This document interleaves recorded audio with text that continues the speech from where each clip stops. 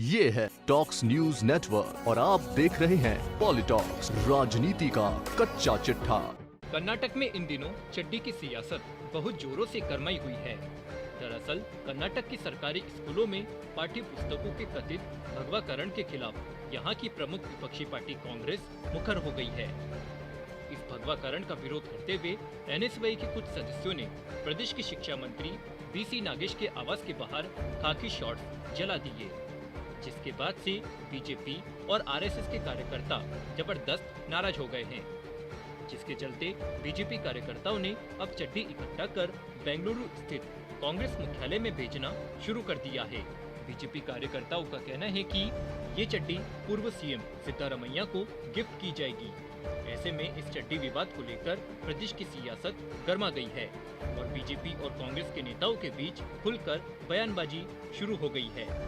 आपको बता दें, कर्नाटक में छात्र राजनीति से शुरू हुए चड्डी विवाद में अब दोनों विपक्षी पार्टियों के दिग्गज नेता कूद पड़े हैं।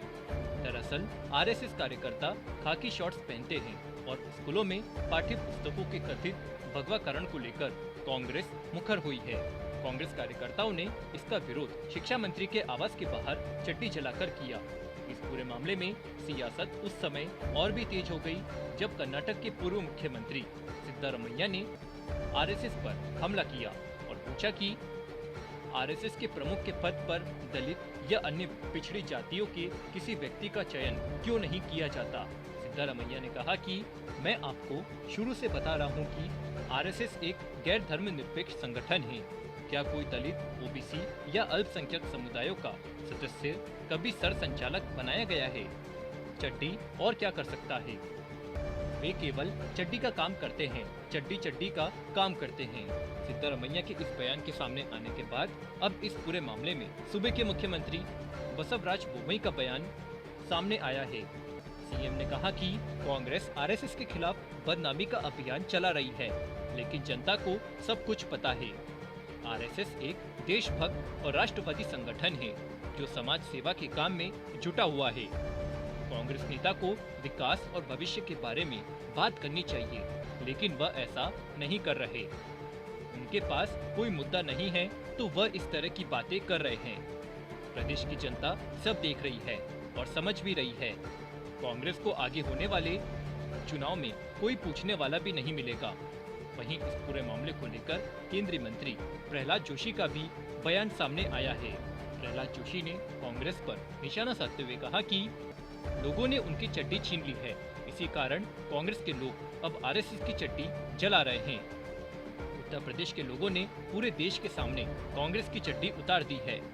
असम में भी यही हाल हुआ। अब राजस्थान में पायलट और अन्य लोगों की पार्टी के साथ चड्डी ढीली हो गई है। छत्तीसगढ़, मध्य प्रदेश, हर जगह कांग्रेस ने अपनी चड्डी खो दी है। फिर भी उन्हें समझ नहीं आता कि हमें क्या करना चाहिए। वहीं एनएसयूआई कार्यकर्ताओं द्वारा शिक्षा मंत्री के घर के बाहर खाकी निक्कर जलाने को लेकर खुद शिक्षा मंत्री ने बड़ा दावा किया। शिक्षा मंत्री ने कहा कि कांग्रेस कार्यकर्ताओं ने मेरे घर में घुसकर चड्डी में आग लगाई थी। जिस समय ये घटना हुई उस समय मेरे घर में सिर्फ मेरा बेटा मौजूद था। शिक्षा मंत्री बीसी नागेश ने कांग्रेस पर निशाना साधते हुए कहा कि चड्डी जलाने जैसे चिप स्टंट पर कांग्रेस उतर आई है। इस समय उनके पास कर्नाटक सरकार को घेरने के लिए कोई मुद्दा नहीं बचा है। वहीं स्कूल पाठ्य पुस्तकों के कथित भगवाकरण करने वाले आरोपों पर बीसी नागेश ने साफ कर दिया कि इस मामले में लोगों को गुमराह किया जा रहा है। उनके मुताबिक जो चीजें किताबों में जोड़ी गई है वो पहले से ही मौजूद थी। सीएम पहले भी स्पष्ट कर चुके हैं कि वे तमाम तरह के बदलाव करने को तैयार हैं। कुछ लोग सिर्फ इसलिए परेशानियां खड़ी कर रहे हैं क्योंकि वे हिंदू एकता से डर गए हैं। पॉलिटॉक्स ब्यूरो, कर्नाटक। ये है टॉक्स न्यूज नेटवर्क और आप देख रहे हैं पॉलिटॉक्स, राजनीति का कच्चा चिट्ठा।